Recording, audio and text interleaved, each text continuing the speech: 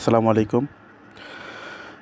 আজকের বাজার বিশ্লেষণ ইউটিউব চ্যানেলের পক্ষ থেকে আমি অ্যানালিস্ট মাইশে আপনাদের সাথে আরও একটি নতুন ভিডিও নিয়ে হাজির হলাম। আজ 17ই মে। আসলে আজকের ভিডিওটা হচ্ছে জাস্ট ইন্ডেক্স নিয়ে একটু আলোচনা করব, কারণ ফিজিক্যালি সবাই ভালো থাকলেও মেন্টালি অনেকেই ভালো না। বিকজ আজকের যে পতনটা, যে 16 তারিখের যে পতনটা অনেক বেশি, 134 পয়েন্ট বা 135 পয়েন্ট মাইনাস ছিল। তো সবারই অবস্থা খারাপ, হয়তো হাতে গোনা 2-4 জনের অবস্থা একটু ভালো। কারো যদি ফুয়াং সেরামিক বা গেইল বা অ্যাসালাম গোল্ড বা যেগুলো বেড়েছে সেগুলো যদি কারো থেকে থাকে, তারাই আজকে একমাত্র ভালো ছিল। হ্যাঁ, এছাড়া মোটামুটি সবার অবস্থাই খারাপ। একটু খেয়াল করেন এখানে যে আজকের বাজারে মাত্র 26টা কোম্পানি দর বেড়েছে, ঠিক আছে? আর দর হারিয়েছে 351টা, অপরিবর্তিত রয়েছে 60টা। তাহলে চিন্তা করতে পারেন বাজার কতটা খারাপ গিয়েছে, আজকে কতটা খারাপ গিয়েছে। তবে বাজারের লেনদেন হয়েছে 1000 কোটি উপরে, 1024 কোটি। এখন ব্যাপার হচ্ছে বাজার কেন পড়তেছে। আসলে এটার তেমন কোনো রিজন নেই। আইসিবির কিছু প্রবলেমের কারণে এটা হচ্ছে, যতটুকু শুনলাম। এখন আসলে বাজার যদি ফল করায়, এখানে সবার আগে দায়ী থাকে আইসিবি। তারা এটার সাথে জড়িত থাকে, ইচ্ছে করে যদি বাজার ফল করায়। বাজার ফল করানোর জন্য যেরকম আইসিবি দায়ী, আবার বাজার যখন তুলে তখনও কিন্তু আইসিবি জড়িত থাকে। আইসিবির ইশারা ছাড়া বাজার ভালো বা খারাপ কোনোটাই হয় না, ঠিক আছে? যখন গেমলাররা শেয়ার কালেকশন করে, তখন আইসিবিও কী করে, ওদের সাথে মিলিত হয়ে ওরা ইচ্ছে করে বাজারটা ফেলে দেয়। তখন এতে কী করে, গেমলাররা অল্প দামে শেয়ার কালেকশন করতে পারে। আর যখন আবার শেয়ার বাড়াবে, তখন আবার আইসিবির সাথে ওরা কন্ট্যাক্ট করে যে আপনারা কোনো শেয়ার সেল দেবেন না, আমরা আস্তে আস্তে বাজার সামনের দিকে বা কিছু আইটেম গেম করব। এখন আইসিবি কী করে, ওদের তো একটা পার্সেন্টেজ থাকে সবসময়। ওরা কিছু না কিছু শেয়ার হোল্ড করে, সব শেয়ারে ওরা একটা পার্সেন্টেজ হোল্ড করে। এখন তারা যদি সেল প্রেশার দেয়, তাহলে গেমলাররা গেম করতে পারে না। এই জন্য গেমলাররা আইসিবিদেরকে সাথে রাখে সব সময়।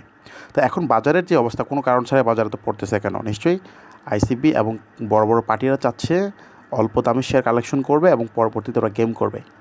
এটাই হচ্ছে যেটা আমি মনে করি। আচ্ছা, এখন আইসিবির কথা বাদ দেন। আসলে শেয়ার বাজারের যারা আছে, একদম ডিএসসি বলেন, সিকিউরিটি এক্সচেঞ্জ বলেন, আইসিবি বলেন, উচিত হতে সবাইকে বাদ দিয়ে নতুন করে অনেস্ট লোক নিয়োগ দেওয়া, তাহলেই হয়তো বাজার ঠিক হয়ে যাবে।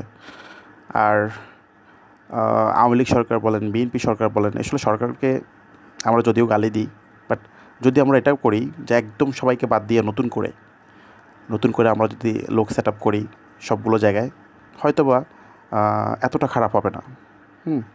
এটা হচ্ছে আমার ওপিনিয়ন। আচ্ছা, যাই হোক, এখন বাজারের যে অবস্থা দেখলাম, দেখেন, আমি যদি একটু ইন্ডেক্সের চার্টটা বের করি, বাজার যে তার বলিঞ্জার ব্যান্ড, সেটার বাইরে কিন্তু চলে গিয়েছে। দ্যাট মিন সে মানে তাকে ঘুরতেই হবে বাজারকে। এখন এখানে দুইটা জিনিস হতে পারে। একটা হতে পারে জাস্ট কত 6470 বা 71, 6470-71 বাজার টাচ করতে উপর দিকে যেতে পারে। এখন তো কত, 6430। তাহলে বাজার কিন্তু 6470 যদি টাচ করে বাজার আবার নিচের দিকে নামতে পারবে, ঠিক আছে? এখন বাজারের যে অবস্থা, বাজার নিচের দিকে নামতে পারবে না। আচ্ছা, সো যদি বাজার ফল করাতে হয় আগামীকাল, মানে 17 মে কথা বলতেছি, সোমবার, মঙ্গলবার, যদি বাজার ফল করাতে হয়, তাহলে অবশ্যই কী করতে হবে,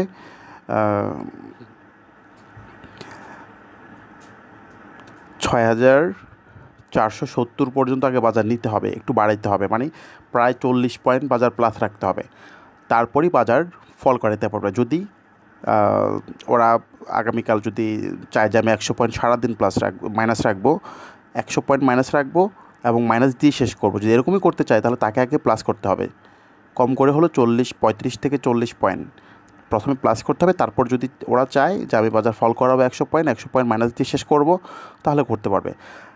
বাট কোনোভাবে করে মানে প্লাস না করে কালকে বাজার মাইনাস রাখতে পারবে না, ঠিক আছে? কারণ ওই সুযোগটা নাই, বিকজ তার মানে প্লাস না করে কমার জায়গাটা একদমই নাই, ওটা করতে পারবে না। আচ্ছা, আরেকটা কথা, এখন আরেকটা জিনিস হচ্ছে, যদি শুরুতে মাইনাস থাকে, শুরুতেই যদি বাজার ধরেন 40, 50, 100 মাইনাস হয়ে গেল, তাহলে দিন শেষে 100% বাজার ঘুরে যাবে, 100% বাজার ঘুরে যাবে, ঘুরতেই হবে তাকে, যদি শুরুতে মাইনাস থাকে, ঠিক আছে? সো এটা এখন আপনারাই সকালে দেখলে বুঝবেন বাজার আসলে কি করবে। যদি সকালেই গ্রিন থাকে, শুরুতেই যদি গ্রিন থাকে, 40, 50 যদি গ্রিন থাকে, তাহলে দিন শেষে বাজার ফল করার একটা চান্স থাকবে। সো হুট করে কেউ গ্রিন থাকলে শেয়ার কিনে ফেলবেন না, এটা হচ্ছে একটা রিকোয়েস্ট।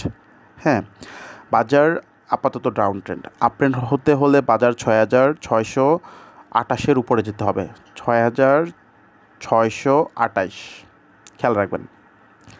সো প্রথমটা হচ্ছে, যদি বাজার ফল করতে হয়, হ্যাঁ, যে ওরা যদি ফল করা দিয়ে, যে ধরেন 40, 50, 100, 200 দিয়ে ওরা যদি মাইনাস করে ওটা দিয়ে যদি শেষ করতে চায়, বাজার দিন যদি শেষ করতে চায়, তাহলে আগে বাজারকে অবশ্যই 35 থেকে 40 বা 45 প্লাস করতে হবে, বলিঞ্জার ব্যান্ড টাচ করতে হবে, তারপরে কি নিচের দিকে ওরা মারতে পারবে। আর যদি বলে যে না আমি বাজার ভালো রাখবো, তাহলে এটা করতে পারে, ওরা শুরুতে ওরা মাইনাস করবে 20, 50, 100 মাইনাস করতে পারে, দিন শেষে হয়তো 11:30, 12টা বা 12:30 পর থেকে বাজার একদম ঘুরে যেতে হবে বা প্লাস থাকতে হবে, ঠিক আছে? এই হচ্ছে বাজারের অবস্থা। এখন আমরা যদি একটু এখানে খেয়াল করি, বাজারের যে সাপোর্টটা, সর্বশেষ যে সাপোর্টটা আপাতত, সেটা হচ্ছে এখানেই দেখেন, আপনি করেন গত 19 এপ্রিলের ক্যান্ডেলটা দেখেন, এখানে দেখেন এই যে নিচের দিকে নিচের দিকে সুতার মতো, এটাই হচ্ছে বাজারের সাপোর্ট, এবং ওই সাপোর্টটা স্টিল ভ্যালিড। হ্যাঁ, তো এটাই হচ্ছে লাস্ট হোপ। তারপরে একটা সাপোর্ট হচ্ছে এখানে, সেটা অনেক নিচে, এই যে দেখেন গত 8ই মার্চ 2022 ক্যান্ডেলটা দেখেন, বাজারের লো হচ্ছে 6318। সো অনেক নিচে, হ্যাঁ অনেক নিচে। সো আশা করছি বাজার হয়তো এই যে সাপোর্টটা, গত 19 এপ্রিলের যে সাপোর্টটা, এই সাপোর্টটা থেকে বাজার হয়তো ঘুরে যাবে, বা এখনকার যে সাপোর্টটা, এই সাপোর্টটা থেকে বাজার ঘুরে যাবে, ঠিক আছে? সো বাজারের সাপোর্ট হচ্ছে 6422, ঠিক আছে? সো 6422-এর যে সাপোর্টটা, সেটা থেকে বাজার ঘুরে যাওয়ার চান্স অনেক বেশি, ঘুরতেই হবে। আর যদি বলে যে বাজার ফল করাবে, আরও একদিন দুদিন ফল করাবে, তাহলে বাজার আগে প্লাস করতে হবে 40, 50 প্লাস করে, তারপর বাজার নিচের দিকে নামাতে পারবে, ঠিক আছে?